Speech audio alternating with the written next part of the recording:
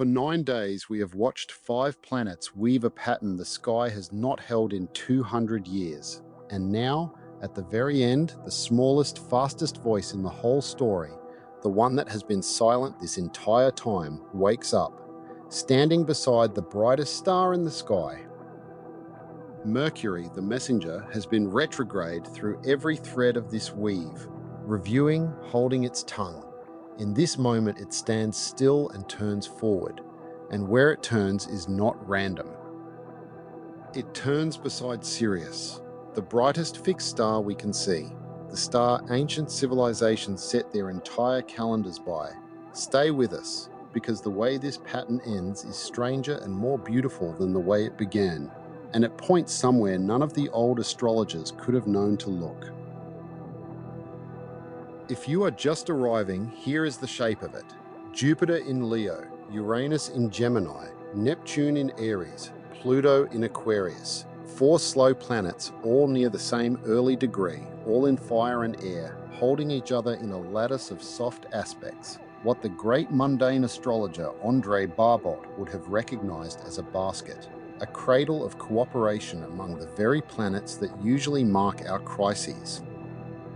We watched the first thread woven. We watched the old war of the 2012 squares resolve into a trine. We watched Jupiter ignite the whole pattern, ringing 3 bells in 30 hours. We read the peak's own chart, the character of what is being born in all of us. This is the last video of the weave, because the weave is finishing. First, the station. When a planet stations, it stands almost perfectly still against the stars, and astrology has always treated a station as a held breath. The whole sky leans in. What a planet touches on the day it stands still, it marks. And Mercury stands still now in Cancer, the sign of home, memory, and belonging, less than 2 degrees from Sirius. Sirius is not a minor footnote. It is the brightest star in our night sky. When it rose before the sun, ancient Egypt began its year. The rising of Sirius meant the river would flood and the land would live again. Across cultures, it has meant the same thing, the Great Renewal, the signal that one cycle has closed and another has opened. So hold that image. The messenger of the sky, the planet of voice, word, and signal, wakes from silence pressed against the star of renewal.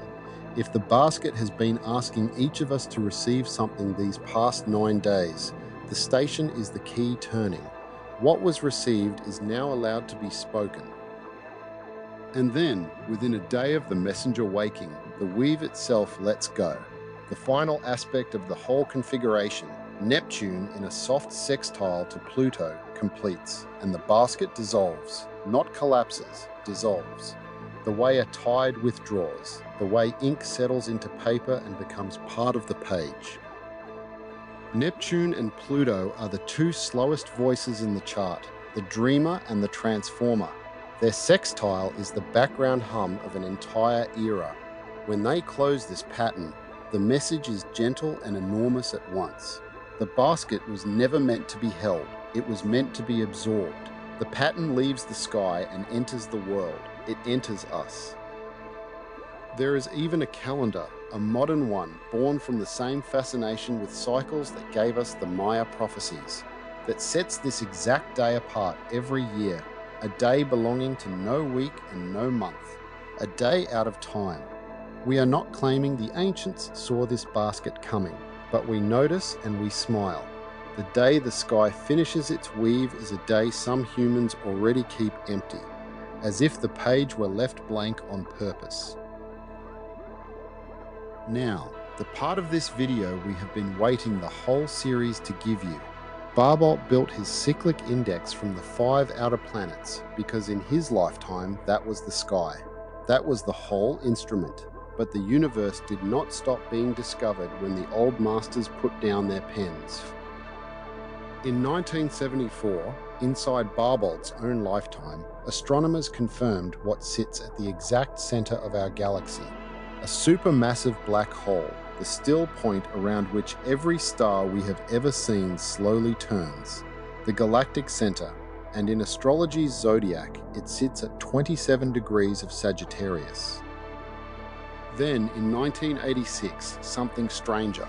Astronomers measured our entire galaxy and thousands of its neighbours being drawn through space toward a single remote region we still cannot fully see. They named it the Great Attractor, the pull we are all answering. In the zodiac, it sits in Mid-Sagittarius.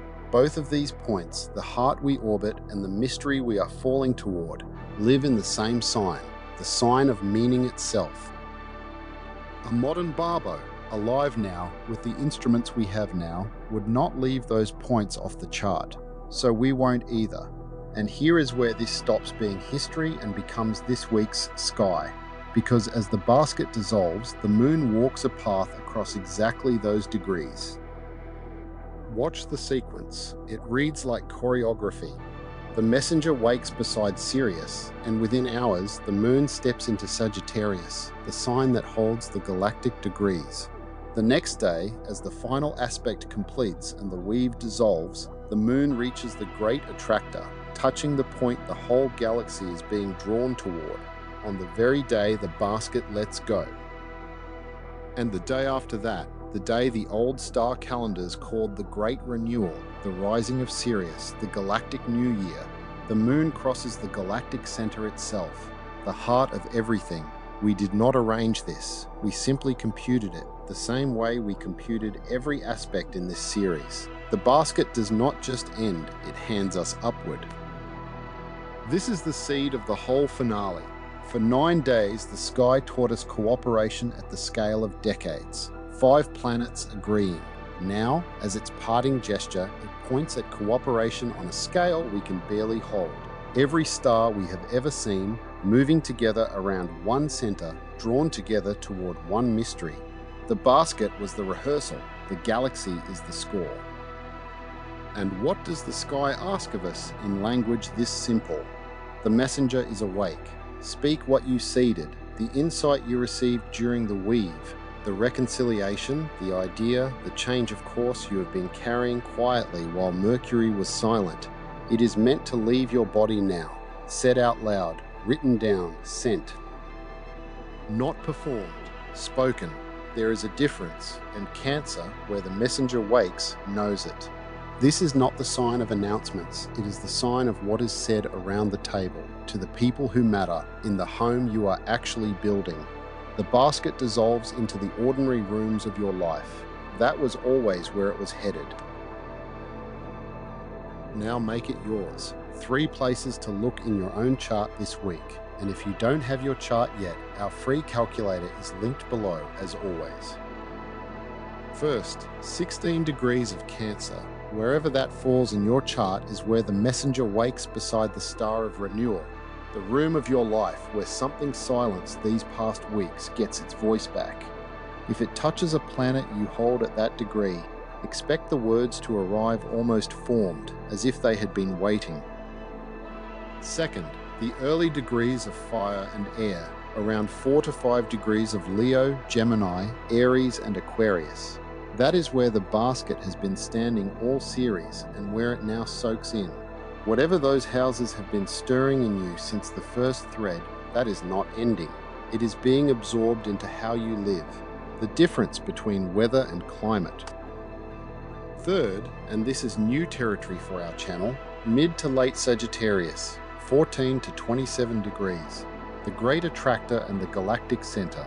If you have planets there, this weekend's moon crosses them while carrying everything the basket wove. You may feel it as a pull you cannot name toward a larger version of your own story. Don't name it yet, just notice which direction it points. And if none of those degrees touch anything in your chart, the invitation is still yours because the basket was cast for a moment, not a person, and the moment belongs to everyone. Speak one true thing you have been holding since the weave began. That is the whole practice. That is how a sky becomes a life. And the sky is not done with us. In a few days, the first full moon after the basket rises in Aquarius, standing almost exactly on Pluto, the planet that anchored the basket's handle. Everything this series seeded gets illuminated in the sign of the collective, on the degree of power.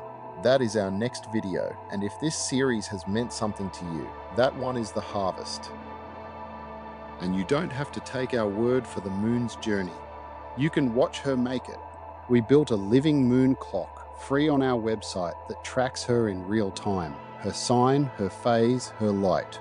Open it this weekend and you can follow her yourself, hour by hour, as she climbs through Sagittarius past the galactic degrees and on toward that full moon. The link is below, right beside the free calculator. If you found our channel during Basket Week, and so many of you did, subscribe now, because the galactic degrees we opened tonight are a door we are going to keep walking through. The full moon on Pluto is days away, and you will want to be here when it rises. The weave is complete, the messenger is awake, and for the first time, the lighthouse is not only guiding ships home across the water, it is answering a light that shines from the center of everything. The beam was never only ours. Walk each other home and look up, the whole galaxy is walking with you.